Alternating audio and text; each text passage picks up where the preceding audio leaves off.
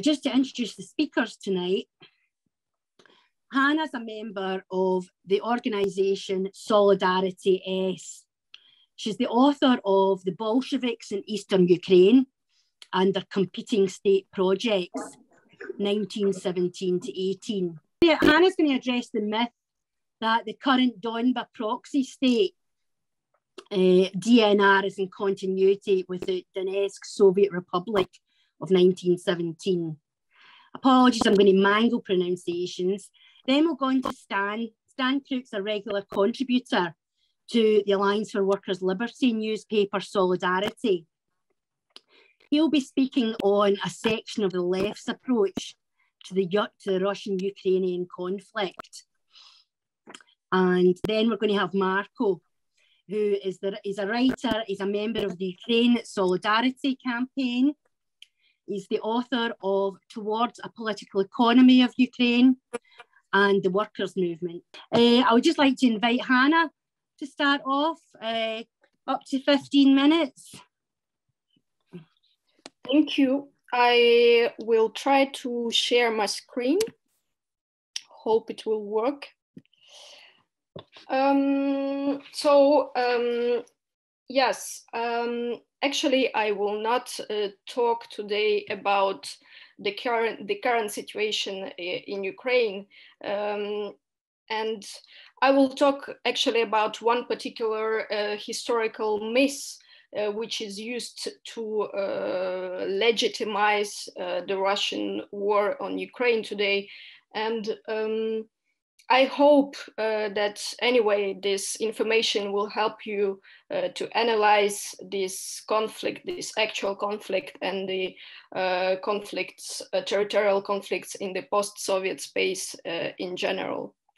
And I also apologize for my not very good English, because it's been like 10 years I didn't practice it. And if you don't understand something, please let me know, but I hope it will be okay for you.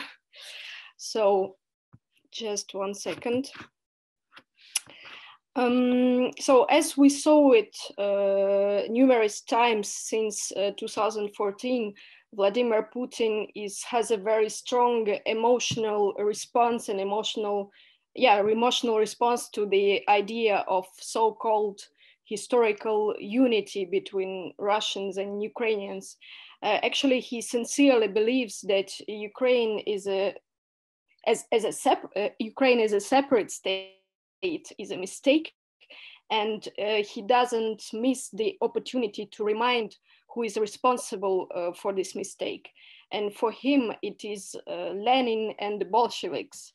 And Putin is particularly angry about Lenin's idea of the USSR as a federative state, saying it was kind of a time bomb that contributed to the breakup of the Soviet Union.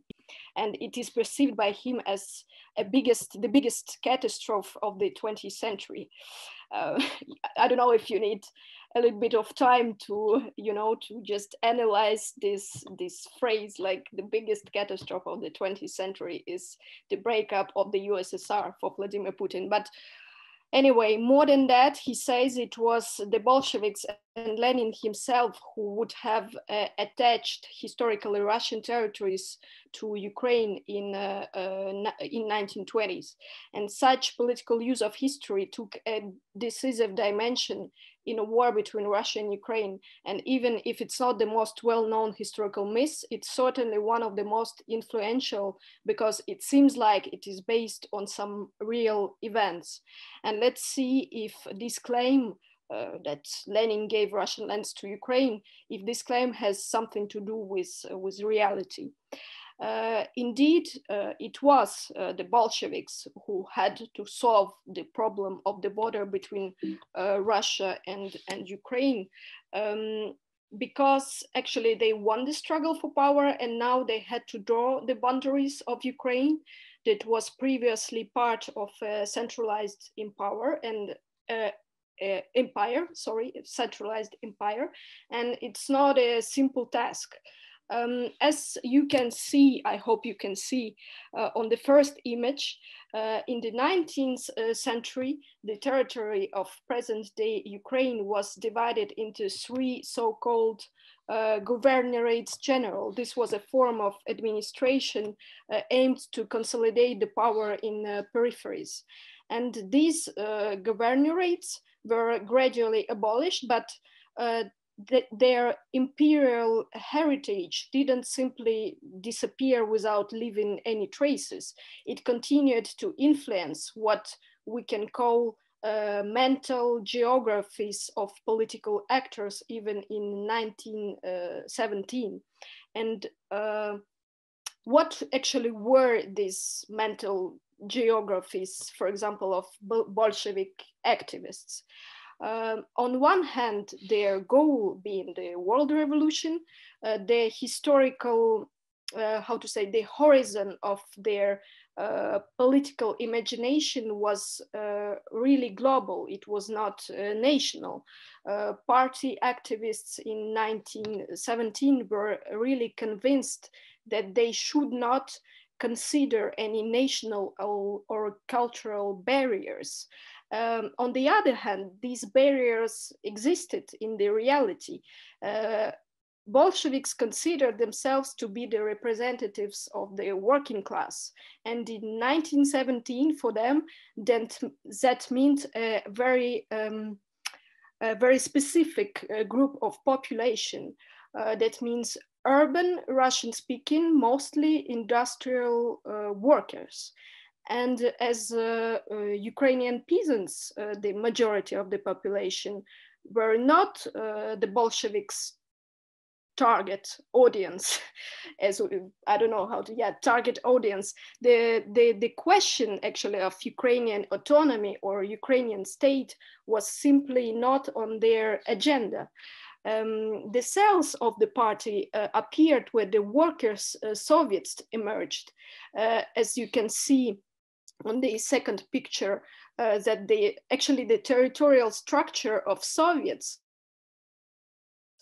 followed the economical and administrative links that already were established in the past. So we can see on this second picture that there were three Soviet centers in Ukraine, around Kiev, around Odessa, and around Kharkov. And this division largely overlaps the map of administrative regions that existed during the Tsarist times. And unlike the Bolsheviks, unlike for the Russian socialists, the representation of so-called Ukrainian land was an important issue for Ukrainian national movement. And for this political actor, Ukrainian territories were those where Ukrainians represented the majority of the population, and defined in these terms. Ukraine included 9 provinces that we can see on the third map. The eastern regions that are our subject of interest. At that time, they were considered by Ukrainian national movement as a Ukrainian land, because even if these regions had a few urban centers of Russian domination, the Ukrainian peasant population had still a very large majority there. So that's how a mental geography of a Ukrainian national movement looked like on the third picture. In October 1917, as we know, Bolsheviks took power in Petrograd, but in Kiev, in Ukraine, it was not them, but the National Ukrainian Movement, represented by the Central Rada, who consolidated its positions. The Bolsheviks, as they failed to take power and they were chased from Kiev, decided to go to the east in Kharkov, a big industrial city. And once arrived, they tried to convince their eastern comrades that in order to fight the Ukrainian socialists, the Ukrainian Rada, they must, they must cut the ground from under their feet. That means they need to present their own state project of Ukraine, but the one which would be loyal to the new Soviet power in Petrograd. They needed to adopt certain national symbols, a national discourse, because the idea of Ukrainian state became quite popular already. It was capable to mobilize the masses, and their comrades in the East were very skeptical, were very reluctant about this decision, because they didn't have the same problems there. They didn't have this massive presence of national movement in their cities, but they accepted it as a necessary measure which purpose was to actually beat the Ukrainian socialists at their own game. That's how actually and why the Soviet Republic of Ukraine was proclaimed in Kharkov in 1917. But shortly after that, the Bolsheviks took their revenge. The Red Army, the Red Forces took control of Kiev. Ukrainian Rada lost, and the balance of power shifted completely. And according to these Bolsheviks in Kharkov, in the eastern Ukraine, there was no longer any sense to maintain this Ukrainian state, whose main purpose was to beat the Rada. Its purpose was already fulfilled. And that's now that we see this story of Donetsk Soviet Republic. So Bolsheviks in Kharkov took a very quick and quite voluntaristic decision that the eastern provinces of Ukraine would become a separate entity, the Republic of Donetsk Krivoy Rog. And what does this conflict actually mean?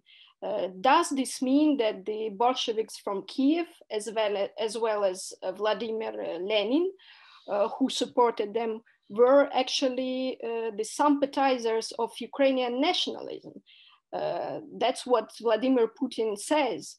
Does it mean that the Bolsheviks from the Donbas were instead the defenders, the ultimate defenders of the Russian unity?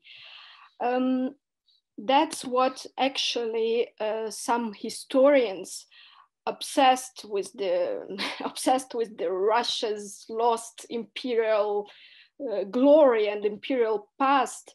That's what they say, and it's on this idea that the myth of Donetsk Krivoy Rog Republic is based, and this myth is a part of official historical narrative put forward by the separatist republics in eastern Ukraine. It's their official position.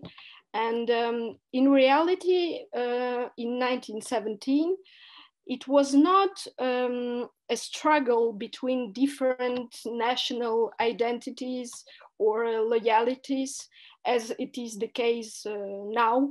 It was rather a disagreement inside of the Bolshevik party about how actually they must ensure, how they must guarantee the success of their revolution. Even if I don't have time to develop about all the numerous reasons of this conflict, we can say that it was primarily a conflict about the very definition of what the socialist state must be, must look like. According to the defenders of this Donetsk Krivoy Rog Republic, to give a national form to a Soviet state was a counter-revolutionary act in itself. Let's remember that in 1917, many, if not the majority of party members, still believed that the socialist revolution solves, how to say, automatically the national question and the question of national domination. As one of them wrote, creating Ukraine, even the Soviet one, would be a reactionary decision. On the contrary, they believed that to establish a state which is based only on the criterion of economic relevance was perceived as a rational and very progressive act. And by doing that, by creating this Donetsk Republic, they believed they were defending a truly Marxist view of world and history. More than that, the leaders of this republic justified their decision by the need to secure supplies to the center of Russia. Sorry, I just skipped some slides. So they must secure supplies to the Russia, to Moscow, to Petrograd, which were, strongholds of the Bolshevik power. One must not dismantle these imperial economic structures that were built in order actually to pump out the resources from the Ukrainian periphery to Russia. On the contrary, the structure needs to be preserved and to put at the service of the revolution. And so, sorry to interject, Hannah. Could maybe another just a few minutes? That's yes, all right. I'm already almost at the end. Sorry, thank you. No, it's okay. You are right. Maybe it took a little bit more of time that I wanted to take. So for them, the existence of separate Soviet Ukraine was seen as a complete mistake, because it kind of could break the unity of this big Russian economic space. But anyway, German forces occupied Ukraine, all these different Soviet republics of Ukraine in Ukraine ceased to exist. And we don't know what the population was thinking about all these republics. We don't have any a lot of sources about that. The only thing we know is that the claim for independent or Russian Donbas never reappeared after 1918. The main question is why, even when the mission to defeat Ukrainian nationalists was accomplished, Soviet authorities, they decided to continue to support this concept of a big Ukraine, which includes Donbas, which includes the southern territories. Actually, the Bolshevik leaders began to realize that the Soviet Ukraine, formerly independent and which includes the eastern regions, was not only a good tactical response to neutralize the nationalists. It was it had also some long-term benefits. As we have seen, it was with the help of the industrialized region of the East that the party could tip the scales in its favor within this peasant Ukrainian periphery. So Moscow never actually planned to separate this eastern region from Ukraine. And the strategy of Lenin was actually to take the lead in this process of decolonization of Russian Empire, which was already inevitable. It was already there. So that is why he opted for this national principle in the construction of the USSR. So each Soviet nation had to have its own territory, its own state, but it was a plan very difficult to implement in the empire, which had some zones on the halfway between colonial periphery and imperial Russian core. And the eastern Ukraine was such a zone which had a very heavy imprint of this colonial structure of the Russian Empire. economically, and culturally, its cities were oriented to Russia, but they existed as some kind of little islands in the sea of ethnically, socially, and culturally distinct Ukrainian countryside. And yeah, maybe just 1 minute to finish. By actually attributing, by giving a territory to every Soviet nation, Bolsheviks and Lenin hoped to preserve the territorial integrity of this former empire. But this policy of state-sponsored nation building was implemented, was carried out within the framework of a very centralized state with an economic and administrative structure of quasi-colonial type. And this is what gave to the USSR its very distinctive form. And that's what represents now a significant challenge for so many countries in the post-Soviet space. So you know about all these territorial conflicts around Russia, not only in Ukraine, but also in Georgia, in Moldova, etc. So actually in 1917, in 1920s, the Federation of Soviet Republic was supposed to represent only the first step in the long process of fusion and of disappearance of nation on a global scale in the world. But now we know, as we see, this goal has never been achieved, unfortunately.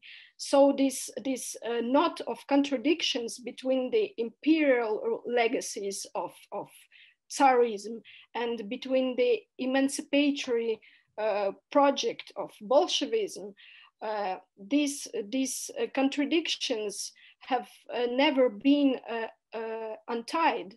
There was not any concrete solution that were given to that. And so the present day Russian elites use it for their own advantage. So I finished. I'm sorry it was a little bit longer than than needed, but I hope it will help us to continue our discussion and to elaborate our position on the present war in Ukraine. Thank you. Thank you so much for that, Hannah. I think that gives us a really good grounding, especially in terms of what the Bolsheviks were doing, and it gives us a really good historical background. I want to move straight on to Stan Crook, who is going to put in perspective, I think, how basically how crap the left, the left's been, and how we need to, sort of go for there before we go into Marko. So, Stan. Okay, the argument in this lead-off is that the way in which sections of the left portray the current situation in Ukraine and Ukraine-Russia relations is a continuation and extension of the way in which they portrayed the situation in Ukraine in 2014, the year of the Maidan protests, the overthrow of Yanukovych, and the beginning of the military conflicts in Ukraine. Given they got it wrong then, inevitably, they've got it wrong now as well. And I illustrate that argument by reference to articles which have been published in the Morning Star and on the Stop the War Coalition website in the last 6 months of 2021. The reason why I restrict myself to the Morning Star and Stop the War Coalition is partly for reasons of time. It's 3 speakers, 15 minutes each. Secondly, the issue of influence. Stop the War Coalition is still a very influential campaign, even if it's past its peak at the time of the Afghanistan war. The Morning Star, still very influential in trade unions and the Labour Party, arguably more influential now after the Corbyn years when it, I think, got a new readership, a new layer of readers. And the third reason for focusing on the Morning Star and Stop the War Coalition is because other sections of the anti-Maidan left, and that's the sections of the left I'm talking about, the sections of the left that opposed the Maidan protests of 2014, haven't had much to say about Ukraine since then, and don't seem to have anything to say about the current situation, or if they have, I've certainly not been able to find it in preparing this lead off. So to start off with what Stop the War Coalition, Morning Star, as emblematic of the anti-Maidan left, have been saying about the current situation. And these are quotes from articles in the past 6 months, not from 2014.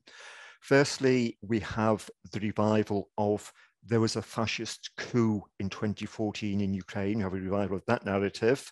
So, for example, in the Morning Star last month, we have an article saying the US unearthed the memory of well-known World War II era fascist leader Stepan Bandera and promoted his movement to stage a coup. The article then goes on to argue that after what it calls the fascist coup, there was then a fascist reign of terror. It says hundreds of trade union leaders and activists were murdered by the new right-wing Ukrainian government shortly after it came to power. I mean, that certainly happened in Chile in 1973. It did not happen in Ukraine in 2014. Regarding the Russian annexation of Crimea, which took place in March of 2014, shortly after the overthrow of Yanukovych, we have an article in the Morning Star which says, for the same reason, the fascist coup, the majority Russian ethnic people of Crimea held a referendum in which they decided to reunite with Russia, which they had once been a part of. It was the right-wing coup that precipitated these events, not, inverted commas, Russian aggression, close inverted commas. Another article also touches on Crimea.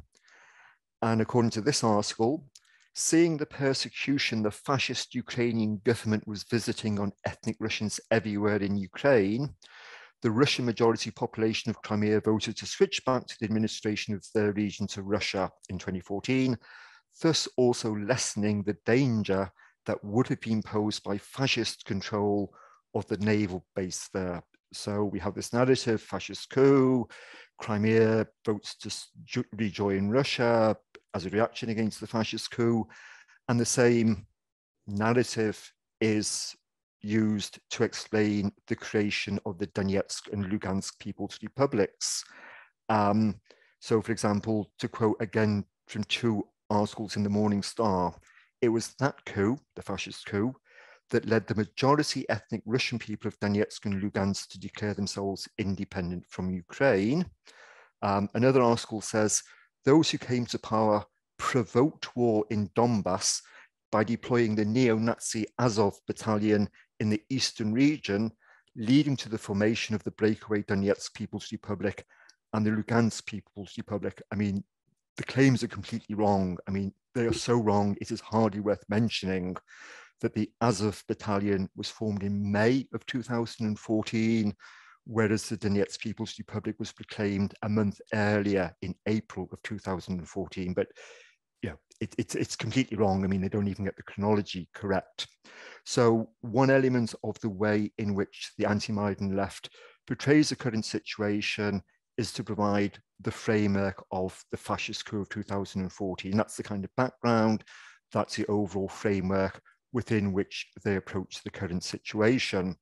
But there are obviously new elements involved. It's now what, 7-8 years since Maidan. So there's new issues raised in what I would call the narrative. One is support for Putin's arguments about Russians and Ukrainian really being one people. Hanna touched on that in her lead-off.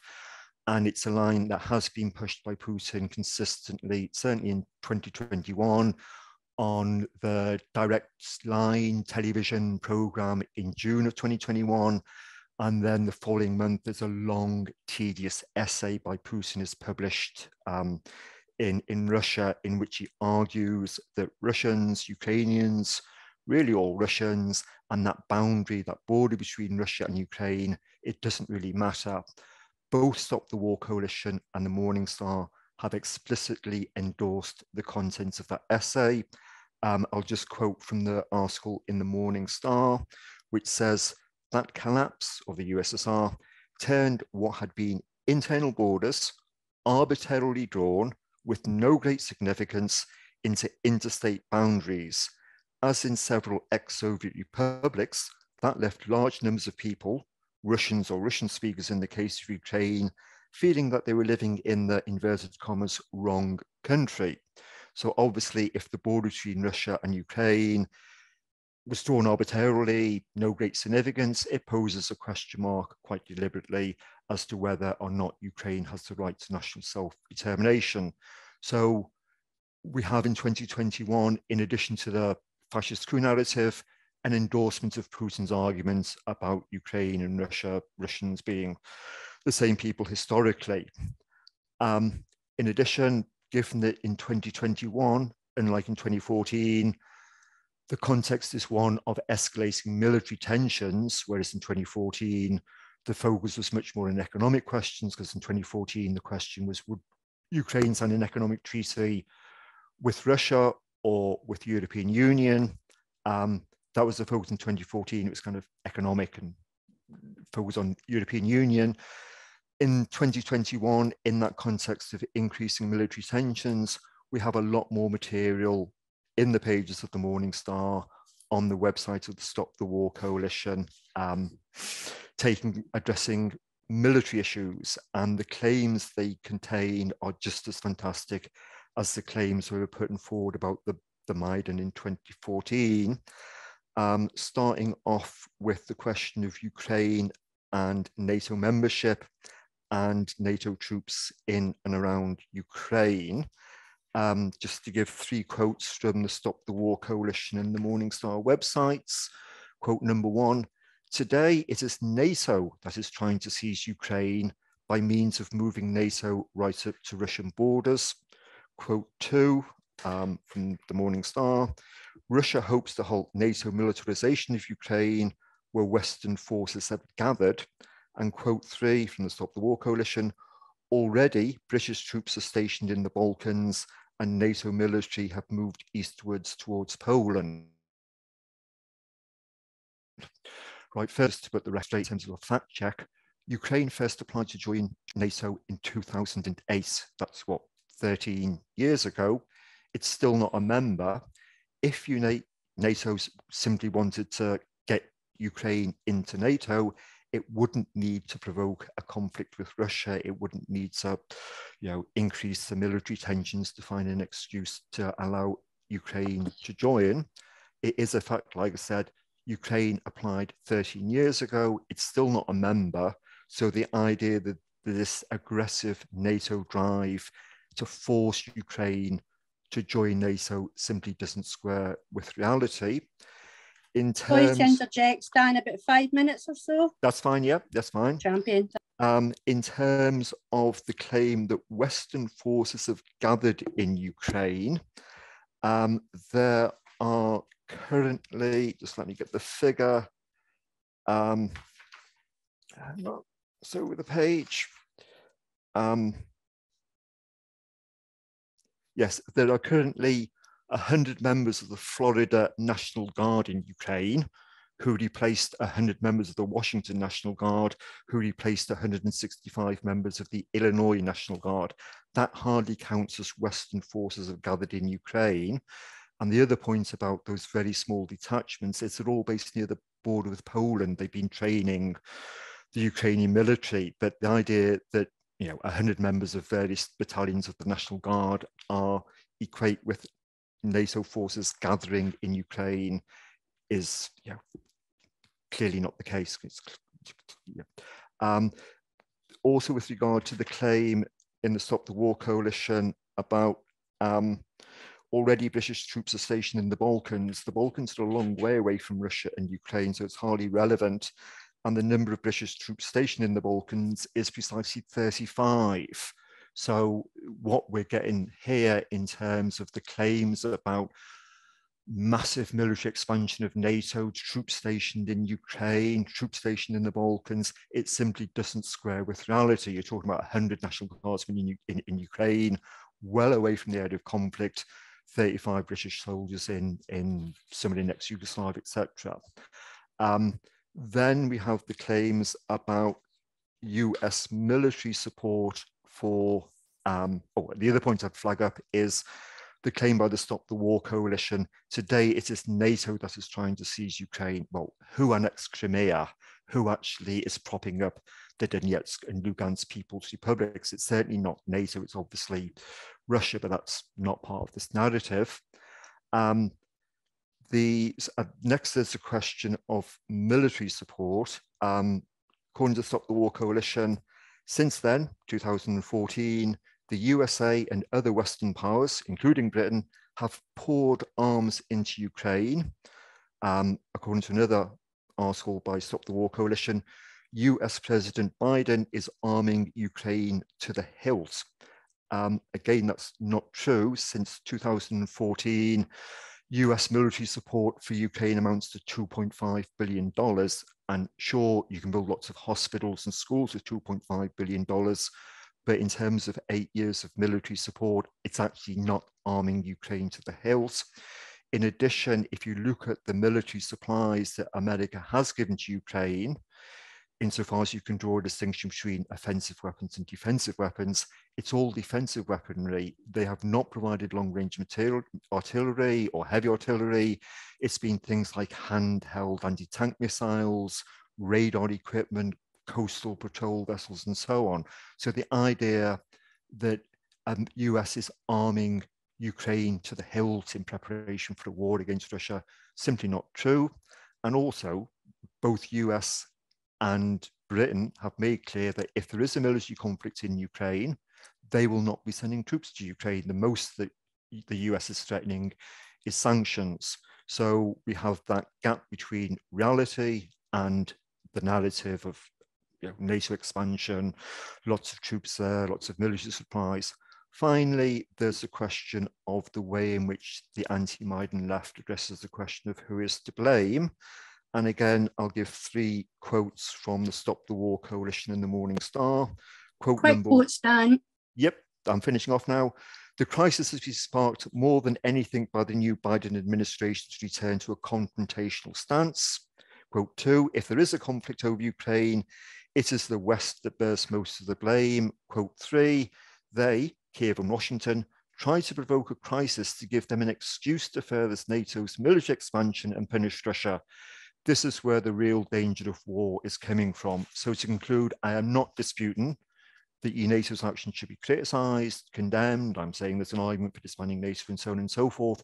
But in terms of the narrative we get from the anti-Maidan left now about the situation in Ukraine, about the Ukraine-Russian situation, it is as far removed from reality as what they argued in 2014 about the Maidan itself. Cheers, Angela.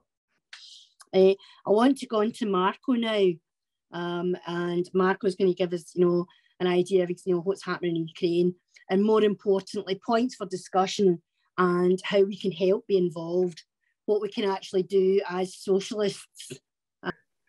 Thank you for inviting me, and I really enjoyed listening to Hanna and Stan's presentations, which were really quite comprehensive and informative. I will jump straight to the present and try to answer 2 questions. The reasons for the present Russian aggression against Ukraine, and secondly, something about the role of the West in Eastern Europe as a whole. As far as the first question is concerned, the background to this present confrontation that the Russian state has chosen to make with the United States and with NATO is that the Russian state and ruling class project of regional expansion, regional economic and military and diplomatic expansion has come up against the American longer term project of regional expansion, which does include after 1989, from 1997, the incorporation of East Central European countries into NATO, into the European Union and NATO. We've come to a point of friction.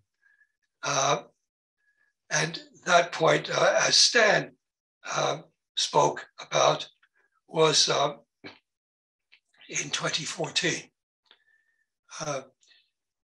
The Ukrainian government under Viktor Yanukovych was forced to make a choice under great pressure of severe debt, both debt to Russia and to the West, to make a choice between joining the Partnership for Cooperation and with the European Union on the one hand, and agreeing to incorporation into the Russian sphere.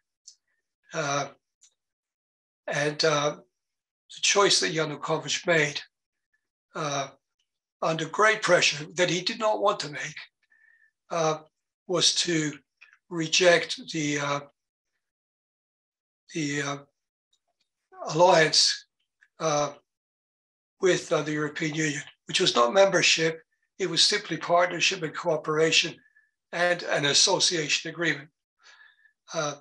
And when that happened, it was the students on Maidan Square who first raised the protest and demanded that he sign the association agreement at the European Union summit that was taking place at the time. Those students were severely beaten and imprisoned by the police. And when that happened, 100,000 people came out onto the square to protest and demand the students' release. And when they were not released, those numbers grew to 500,000. And so it was at that point, Yanukovych was driven from power by February of 2014 in the culmination of that long Maidan protest. And when he was driven from power, the Russian regime lost the guarantor of their power in Ukraine, their connection, and initiated the separatist revolt, very quickly increased their capacity in the naval base of Sevastopol in the Crimea, took over Crimea, and then financed and essentially ran the Donetsk and Luhansk People's Republics and went to war against the Ukrainian state. The reason why Russia raised the stakes to a military one at that point was because it had lost Ukraine and a large protest movement clearly made its choice for their government to look westward to the Western Alliance.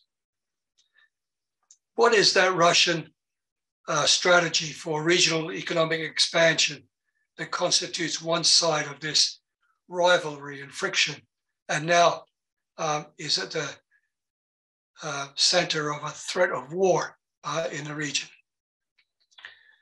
Well, after Putin came to power, the Russian economy rather quickly recovered and began to expand the production processing, distribution, and sale of minerals and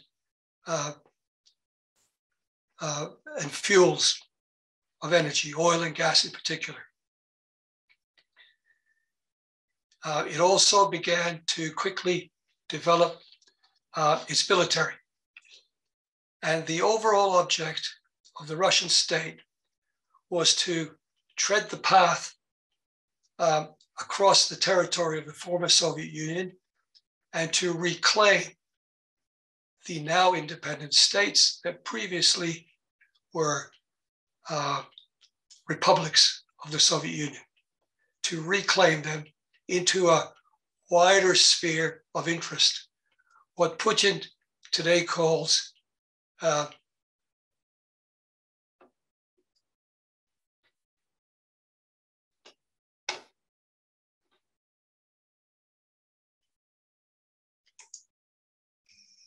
hello, can you hear me? What's happening? Yeah, sorry, we just lost you on the screen for a wee while there, Marko. All right. You're back now. So, you got me back, yeah? Yes, Good. I don't know how much was lost, but I'm just talking about the strategy of the Russian state to expand its area of, okay, we've gotten to that. So at first, Russia realized it could reclaim influence and then dominate domestic policy of the newly independent states of the former Soviet Union through the reliance and dependency of those states on Russian oil and gas. And then it began to place additional military bases in those territories. Whenever a conflict broke out, where the Russian state could get involved, it utilized that opportunity to establish bases. Today, Russia has 21 military bases on the territory of the former Soviet Union and North Africa, and Syria, 3 in Syria. So, and those bases were expanded, were maintained and expanded, starting from Transnistria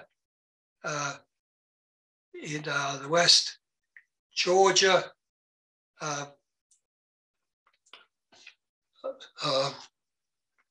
Armenia, after the Nagorno-Karabakh outbreak began, and Belarus. In addition, here we have additional bases. So this strategy was working. However, the Ukrainian state was the one that continued to resist incorporation or a military alliance with Russia or with the Collective Security Treaty Organization, and instead chose a Western foreign policy. This was sort of one long-standing cause of the grievance on the Russian part. Maybe about 5 minutes, Marko. Is that all right? Or do you need longer? No, that's fine. Ukraine is also a strategic country for the expansion of Russian capital and the Russian economy, because it stands on the geographic path for the export of fossil fuels between Russia and the European Union countries. And in particular, it's, well, let me just say that much. It stands in the way because the pipelines have up till now run through Ukraine.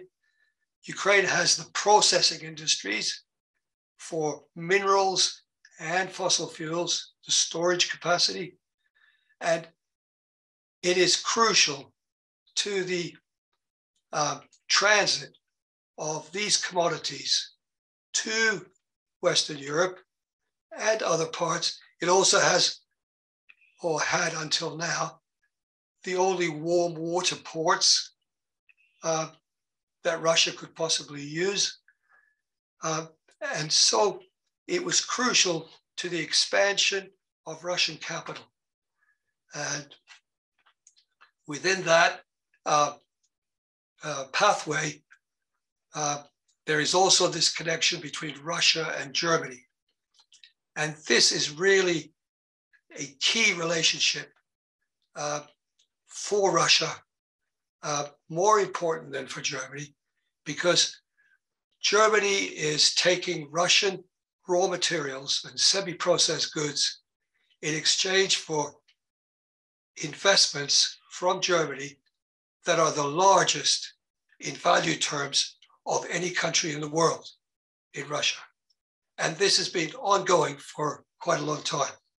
So, the rise of the Maidan, the ouster of Yanukovych, the turnaround, the big turnaround in Ukrainian foreign economic policy was sort of the last straw for Putin when he saw that he couldn't fit Ukraine into Russia's region, certainly not militarily. And he chose to act at this point to make a confrontation with Russia's main rival to the west, because we have China to the east as well, but I won't talk about that. Chose to make the confrontation now because Ukraine is critical to the long-term expansion over the region of the former Soviet Union for the Russian project of regional domination and competition, of course, as well as cooperation at times with the USA and in fact with China. Thank you.